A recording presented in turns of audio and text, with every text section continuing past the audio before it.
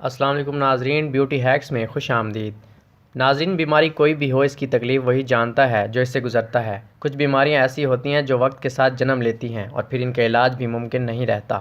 ایسی بیماریوں میں گھٹنوں اور جوڑوں کا درد نہایت اہم اور قابل ذکر ہے۔ گھٹنوں اور جوڑوں کے مرض میں مبتلا ہزاروں مریض دن رات اس کی تکلیف سے گزرتے ہیں۔ موسم کی تبدیلی کے اثرات ان پر بہت زیادہ اثر انداز ہوتے ہیں۔ خاص طور پر سردیوں کا موسم ایسے افراد کے لیے ایک بہت بڑا امتحان ہوتا ہے۔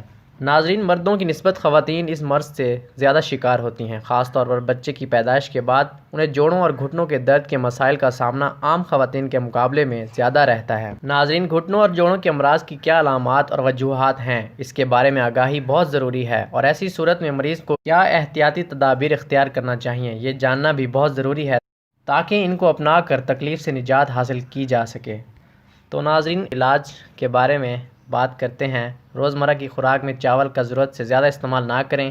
باہر کا کھانا کھانے سے اچھا ہے گھر کا صاف ستھرا کھانا کھائیں۔ فاسٹ فوڈ بظاہر تو صاف ستھرے دکھائی دیتے ہیں، لیکن اس بیماری کا یہ بھی ایک سبب ہے، لہٰذا اسے بچیں۔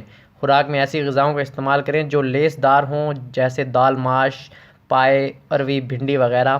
پانی میں زیادہ وقت نہ گزاریں، اور خاص طور پر وہ خواتین جو گھر کے کاموں میں زیادہ تر وقت برتن اور کپڑے دھونے میں صرف کرتی ہیں۔ موسم سرما میں بہت زیادہ احتیاط کی جائے اور گھٹنوں اور جوڑوں پر گرم پٹی یا کوئی گرم کپڑا باندھ کر رکھا جائے۔ بادی چیزوں سے پرہیز کریں، جوڑوں پر مالش کرنے کی عادت ڈالیں، ورزش کو معمول بنائیں، لیکن اگر اس میں تکلیف زیادہ ہو تو اپنے ڈاکٹر سے رجوع کریں اور ہدایت کے مطابق ورزش کریں۔ ایسی غذائیں کھانے سے گریز کریں جو جسم میں یورک ایسڈ کے بڑھنے کا سبب ہوں۔